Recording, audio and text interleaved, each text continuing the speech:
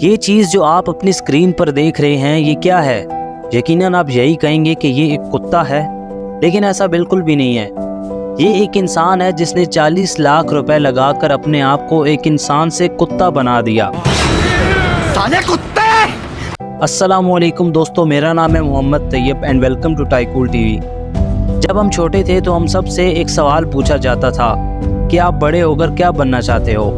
تو ہم سب میں سے کوئی ڈاکٹر، کوئی پائلٹ، کوئی انجینئر تو کوئی ایکٹر بننا چاہتا تھا، اور یہ سوال ہر بچے سے کیا جاتا ہے۔ اسی طرح ایک دن ایک پرائمری اسکول میں کلاس ٹیچر بچوں سے پوچھتا ہے کہ آپ میں سے کون کیا بننا چاہتا ہے، مجھے پیج پر لکھ کر دیں۔ کسی بچے نے انجینئر لکھا، کسی نے پائلٹ تو کسی نے میجیشین لکھا۔ ایک بچے نے پیج پر لکھا کہ وہ بڑے ہو کر ایک کتا بننا چاہتا ہے۔ ٹیچر نے اس بچے کی اس بات کو اس کی نادانی اور معصومیت سمجھ کر اگنور کر دیا، لیکن ان کو کیا پتا تھا کہ وہ بچہ بڑے ہو کر اپنے اس خواب کو پورا کرے گا۔ وہ بچہ بڑا ہوا، اپنی تعلیم مکمل کی، پیسہ کمایا اور اپنے بچپن کے خواب کو پورا کرنے لگا۔ اس بندے نے 40 لاکھ روپے خرچ کر کے ایک کاسٹیوم بنوایا ہے اور اس کو پہن کر کتا بن گیا۔ اب آپ اس کو بیوقوف، ذہنی مریض یا سمجھدار سمجھیں، یہ آپ کی مرضی ہے۔ اس شخص کا نام ٹوکو ہے جو جاپان میں رہتا ہے۔ ٹوکو اس کا اصل نام نہیں بلکہ فرضی نام ہے۔ ٹوکو کو بچپن سے ہی کولی نسل کے کتے بہت پسند تھے۔ کولی نسل کے کتے سائز میں بڑے ہوتے ہیں اور ان کے جسم میں بہت بڑے بڑے بال ہوتے ہیں جو کہ زیادہ تر وائٹ اینڈ براؤن کلر میں ہوتے ہیں۔ یہ کتے سائز میں اتنے بڑے ہوتے ہیں کہ دوسرے کتے اور جانور ان سے دور دور بھاگتے ہیں۔ ٹوکو نے جاپان کی ایک بہت ہی مشہور کمپنی زیپٹ سے رابطہ کیا اور ان کو اپنے سائز کے کولی کتے کا کاسٹیوم بنانے کو کہا۔ زیپٹ کمپنی وہ کمپنی ہے جو مشہور فلمز، موویز اور کمرشلز کے لیے کاسٹیومز بناتی ہے۔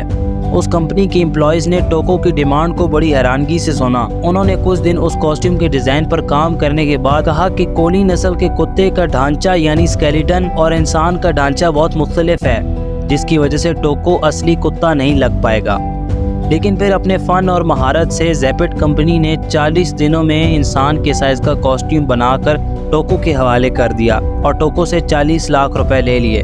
یہ کاسٹیوم اتنی مہارت سے بنایا گیا تھا کہ یہ اٹھتے، بیٹھتے اور چلتے ہوئے بالکل اصلی کتے کی طرح ہی لگتا تھا۔ اس کے علاوہ اس پر بہت ہی زیادہ ڈیٹیلنگ دی گئی تھی اور اس کے بال بھی بالکل کولی کتے کی طرح ہی بنائے گئے تھے۔ تقریباً آج سے 1 سال پہلے ٹوکو نے یہ کاسٹیوم پہنا اور کتوں کی طرح بیہیو کرنے لگا۔ جب لوگوں کو ٹوکو کے بارے پتہ لگا تو لوگ اس پر ہنسنے لگے کہ یہ کون بیوقوف انسان ہے جس کو کتا بننے کا شوق ہے۔ ٹوکو اپنے اس شوق کی وجہ سے پوری دنیا میں مشہور ہو گیا، اور شاید ہو سکتا ہے کہ ٹوکو نے شہرت کے لیے ہی یہ شوق اپنایا ہو، کیونکہ کچھ لوگ اس جاہل شخص کو شہرت کا بھوکا بھی کہہ رہے ہیں۔ جب ٹوکو پہلی دفعہ اس کاسٹیوم میں گھر سے باہر نکلا تو لوگوں نے اس کو پاگل اور ذہنی مریض کہا، اور ویسے بھی ظاہری بات ہے کہ یہ عجیب حرکت کوئی ذہنی مریض ہی کر سکتا ہے۔ لیکن اس شخص نے لوگوں کی طرف سے گالیاں سننے کے بعد بھی اس شوق کو نہیں چھوڑا، بلکہ اس نے گھر سے باہر نکلنا ہی چھوڑ دیا۔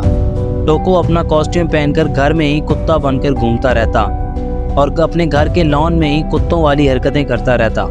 اس کی ایک خاص بات یہ ہے کہ ٹوکو کتوں کی طرح بیہیو کرنے میں اتنا ماہر ہے کہ یہ کاسٹیوم میں اصلی کتا ہی لگتا ہے اور کوئی نہیں کہہ سکتا کہ اس کاسٹیوم کے اندر کوئی انسان ہے۔ ٹوکو کا نام صرف ایک فرضی نام ہے اور اس کا اصل نام کوئی نہیں جانتا۔ ٹوکو اپنا اصلی چہرہ دنیا کے سامنے نہیں لانا چاہتا۔ اس کا کہنا ہے کہ پہلے اس کی فیملی اور اس کے کچھ دوستوں میں بہت کم لوگوں کو اس کے شوق کے بارے پتہ تھا، لیکن وہ سب ٹوکو کو ذہنی مریض کہتے تھے، اور جس کو بھی اس کے بارے پتہ چلا تو وہ حیران رہ گیا۔ اسی وجہ سے ٹوکو نے اپنا اصل نام اور چہرہ دکھانے سے انکار کر دیا۔ لیکن دنیا ابھی بھی اس کو دیکھنا چاہتی ہے کہ کون ہے وہ بندہ جس کو انسان سے کتا بننے کا شوق ہے۔ ایک اور حیران کر دینے والی بات یہ ہے کہ ٹوکو اپنے آفس بھی جاتا ہے، لیکن ایک نارمل انسان بن کے۔ جی ہاں، پوری طرح سوٹ وغیرہ پہن کر ایک پرسنالٹی کے ساتھ اپنے آفس جاتا ہے اور اپنے کولیگز کے ساتھ آفس میں کام کرتا ہے، لیکن اس کے شوق کی کوئی حد نہیں ہے۔ آفس سے واپس آ کر ٹوکو پھر سے کتے والا کاسٹیوم پہن لیتا ہے اور کتا بن جاتا ہے۔ لوگوں کی باتوں اور رویوں کی وجہ سے پورا 1 سال ٹوکو اپنے گھر میں ہی شوق پورا کرتا رہا، اور اب 1 سال کے بعد ٹوکو ایک خاتون کے ساتھ کاسٹیوم میں گھر سے باہر نکلتا ہے۔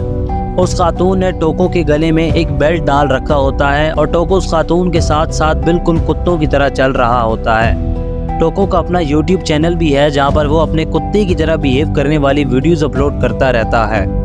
ان ویڈیوز میں صاف طور پر دیکھا جا سکتا ہے کہ ٹوکو کس طرح بالکل کتوں کی طرح چل رہا ہے۔ ٹوکو اب روزانہ اس خاتون کے ساتھ واک کے لیے نکلتا ہے۔